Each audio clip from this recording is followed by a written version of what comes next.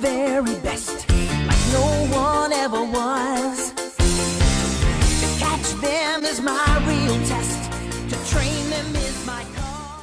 Pikachu. No, wait, it's the Lapras. Quickly add it to your Pokédocs. Are you wondering what I'm talking about? At the peak of its popularity, Pokemon Go took Australia by storm ever since its release on 6 July this year. Popular back in the 90s, the new version of Pokemon Go has gotten everyone glued to their mobile phones or iPads. This augmented reality mobile game involves people going around looking for their virtual critters, using their mobile devices to move their avatar around. The goal is to catch as many Pokemons as they can and hatch their eggs. These Pokemon Go fans are at yet another event, attracting all the players from kids to adults. On a bright Sunday afternoon, Pokemon Go players have reached the Altoona Pier for an epic hunt of extraordinary proportions. Right now, Altoona Beach is the most popular hotspot for Pokemon Go players. Players are completely engrossed in their game. They've been here from hours to catch their Pokies and hatch their eggs. They're eagerly waiting to catch Lapras, a special Pokemon for which they even plan to stay up till midnight. Psychologists seem to think that Pokemon Go can provide some social and mental health benefits. Dr. Shruti Majumdar from the School of Psychological Sciences at Monash University says Pokemon Go has created movement and boost physical activity.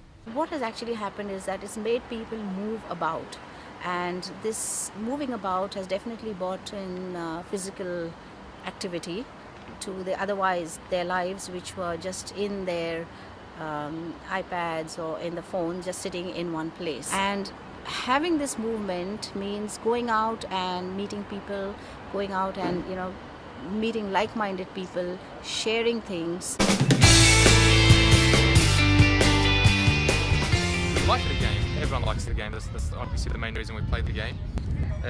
Today, because the weather's nice, we got together with a few friends. We thought we'll come to Altoona, enjoy the weather. The beach is nice here as well. There's a lot of people out. Everyone's playing the game. It gets you to socialise. So I get to see you, for example, something new.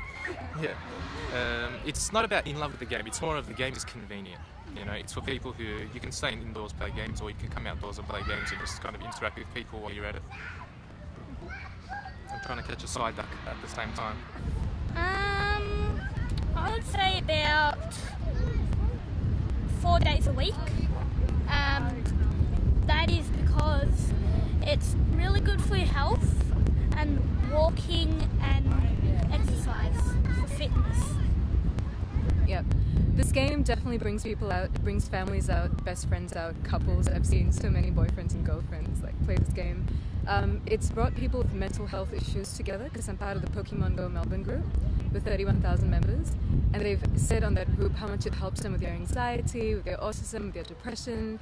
It's actually done a lot of good, and it's made me friends that I've never met in my life from different walks of life who just like the game. So. At the moment, Pokemon Go has had a very big impact on my life.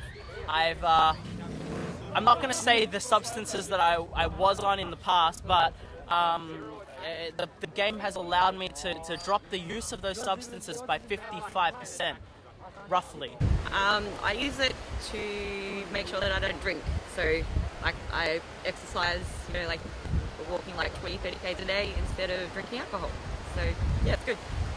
I pretty much started the Fitzroy Gardens craze, so woo! Yeah, legit. I was on Facebook one day and I had caught 3 dragons in one evening, and I was like, guys, this may be the new thing.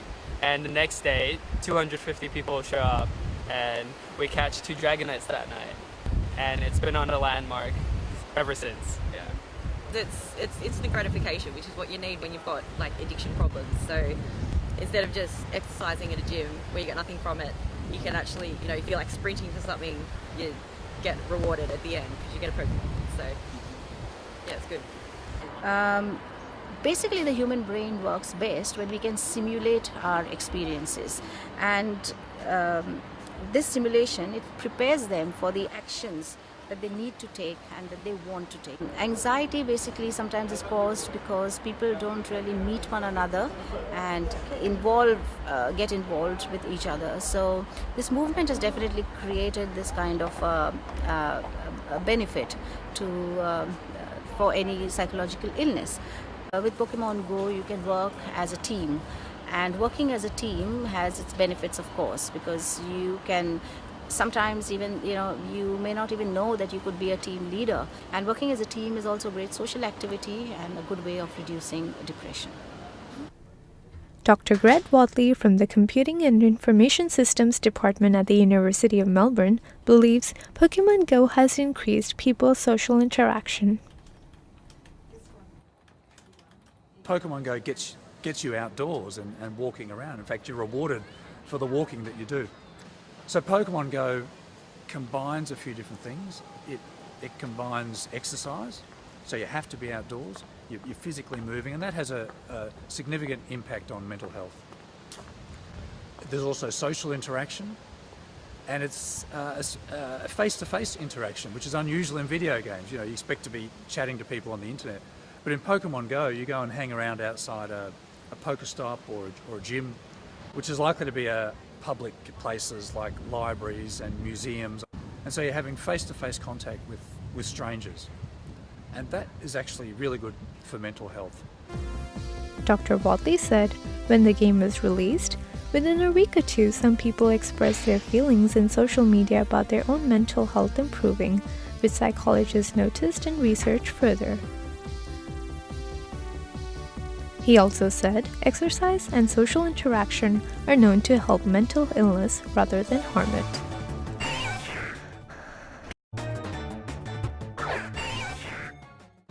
What Pokemon Go has done is to prove that augmented reality games where you're moving through the physical world and seeing digital assets displayed on the superimposed on the physical world is workable, that it can work. If you get the game design right, people will play it.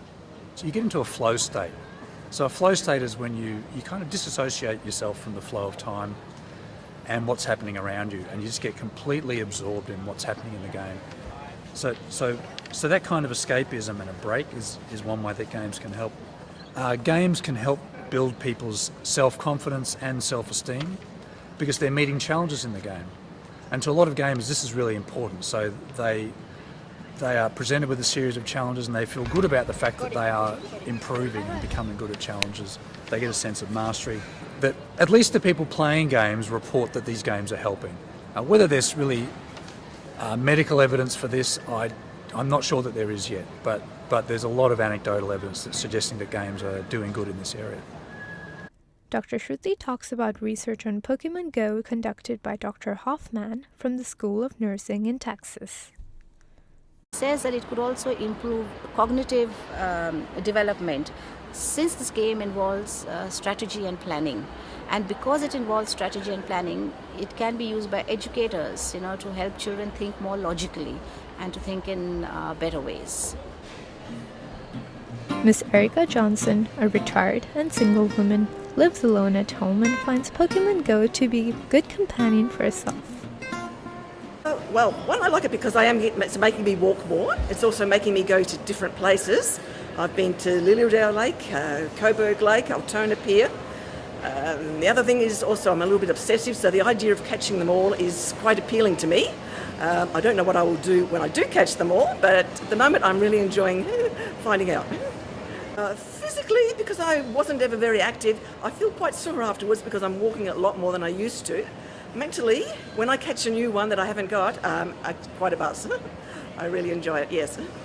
According to the Pokemon tracker, I've walked 175 kilometres since I started playing. Some of that might have been when I was in a vehicle moving slowly, but I've probably walked 25 kilometres a week that I would not otherwise have walked. So that's good exercise. And just even seeing a new one, I get quite excited. I thought about getting a Fitbit, but then I don't really like walking without a purpose, so I think this is a win-win for me. A while ago I was actually a bit stressed just about life, and this is giving me an interest that I can do something about and go places, and yes, I think it is a good distraction. Dr. Wadley said games and mental health problems are linked because games tend to attract people facing social difficulties. Dr. Shruti says Pokemon Go may have raised some concerns about young people. I think one of the major disadvantages of this game is that you're still on your phone. You want people to get out and move, fine, it's doing it, but you're not actually putting your head up and looking at the external world around you. You don't look at how beautiful the day is. You don't look at how, there's a rainbow in the sky or it's raining. So you're still buried with your head in the phone. There are disadvantages, but the way Pokemon Go is going, I think that the advantages far outweigh the disadvantages of the game. Fans are purchasing the new wearable Bluetooth accessory known as Pokemon Go Plus, which allows them to catch their Pokemons without having to take out their phones. The impact of the game has been huge in Melbourne. It's created motivation for people to go out and to become more active. When playing, they get some physical exercise and distract themselves from problems such as depression, stress, or addiction. While Pokemon Go was not intended to create such psychological benefits, the way the gaming dynamics have been designed has worked for many people.